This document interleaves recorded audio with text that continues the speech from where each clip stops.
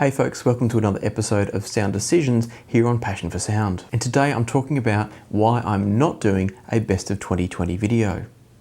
You might have noticed many of the channels out there doing similar reviews to me have done things like Top Gear of 2020, Best Buys of 2020, 2020 Awards, all those sorts of videos. And I thought about doing it, and then I thought I'm not going to do that video, and I wanted to explain why. You see, one of the challenges in this hobby is the hype train, and getting caught up on the hype train and thinking that you've always got to buy the newest and latest and greatest device.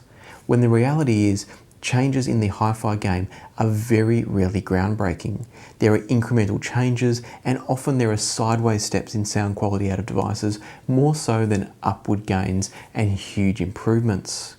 So instead of doing a best products of 2020, what I thought I'd do is share with you, as of right now, what I think are some of the best products on the market, regardless of when they were released. You'll notice as I go through the list that a few of these products are brand new. They were released in 2020, but for the most part, there are products here that have been around for a very long time and have stood the test of time, and therefore should still be considered when you're looking at buying the next piece of your audio equipment.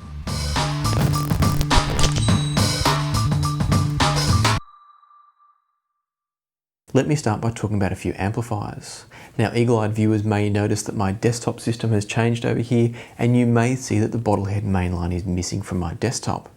That doesn't mean that I've sold it, that's not happening. It's actually sitting in my under-desk shelf under here to allow more space on my desktop, because the Mainline's quite a large beast and takes up a lot of space. The Bottlehead Mainline has been around for many, many years now, and it's still one of the best tube amplifiers you can buy. At the price you pay for it, it's an absolute bargain, assuming you've got the ability to build the kit yourself, which really just means that you know how to solder and follow instructions. The end result is an amplifier which I've put up against everything from the Hugo TT2, the recently reviewed Denafrips Artemis, many amplifiers that cost $3,000 and $4,000 or more, and it every single time stacks up favorably.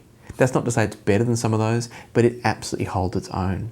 So the Bottlehead Mainline is one of those products that's been around a long time, continues to stick around, and is absolutely worth it still in 2020. While we're still talking amplifiers, I also want to mention the Burson Soloist 3X that I've got over here on my desk. It arrived just recently, but after the review I produced a few weeks ago, or probably a couple of months ago now, it's been an amplifier that was on my mind to make sure I had in my collection.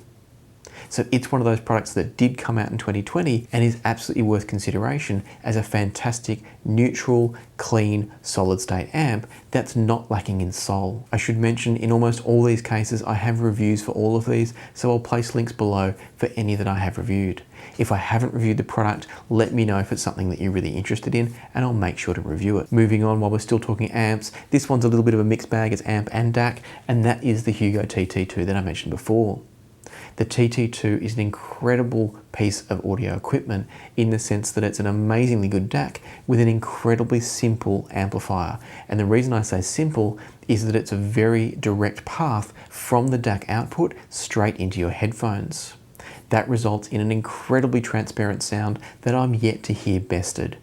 That doesn't mean it's the best sounding amplifier on the market. There are going to be those of you that prefer things like the recently reviewed Artemis that deliberately bring some color to the sound.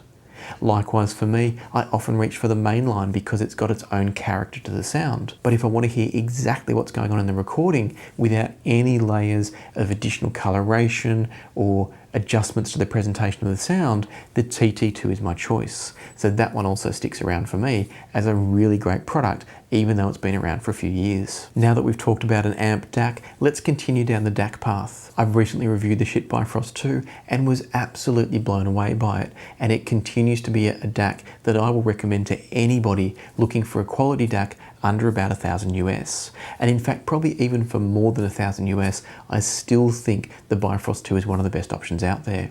It's absolutely outstanding. The sound quality is superb. The spatial presentation is fantastic. It just ticks all the boxes. The other DAC type product that I'd recommend would be things like the DragonFly Red and the DragonFly Cobalt from AudioQuest. That one comes with a caveat though, because I've recently received the IEMs range of DACs, and it's looking like they're going to knock the AudioQuest off their perch.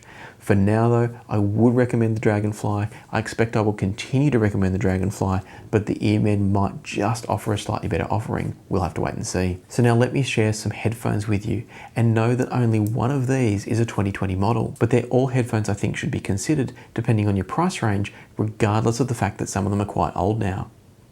Starting off, I've got the Focal Clear, which for me is still the reference for a reasonably priced flagship level open back headphone. There are more expensive open backs around, and the Clears are not even the top of their own range with Focal, but at the same time I think they've hit a sweet spot for performance and sound. Similarly, another recommendation on my list, the HiFiMan Sundara, is another headphone that's been around for a while and to me just performs incredibly well for its price. So that's another one I would highly recommend, even though it's been around a while. The last two traditional headphones on my list are the Beyerdynamic T5 Gen 3, which I reviewed recently, and it has absolutely captured my imagination.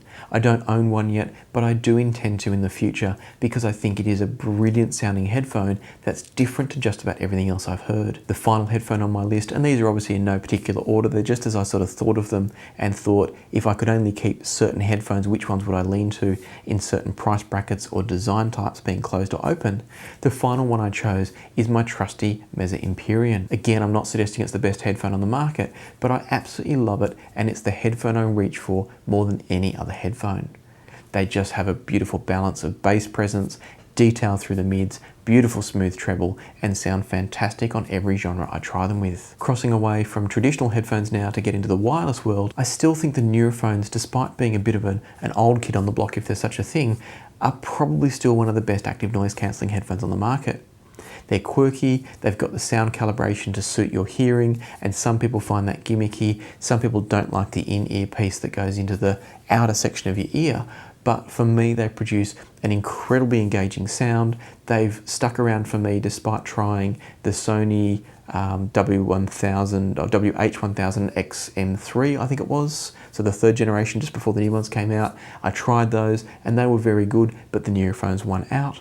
I've also tried the Bose Quiet Comfort 35s, the Nuraphone stuck around, and I've tried some non-noise cancelling like the Graphene Q from Aura, which was a Kickstarter project, and whilst they're also good, the Nuraphones are my go-to. So once again, it's an old product that I don't see any benefit in upgrading, and therefore I would still recommend to somebody buying brand new. The final items on my list are a couple of IEMs that I think are worth considering. And they're the Shozy Form 1.4, which is not a particularly well talked about IEM, but produces a really nice presentation that is a bit of a unique listen in a similar way to the T5 Gen 3 headphones. I have a lot of IEMs come and go through my collection, particularly at the more budget end, and what I've found is that the Shozys have consistently stuck with me because they do something that not a lot of the others do. So whilst there's constantly new models coming out, and I've actually got a handful on the way right now ready for review, but whilst the new models are constantly coming out, there are some that stick around, and the Form 1.4 is just that for me. Finally, the other IEM I wanted to mention is the AudioFly AF1120 Mark II.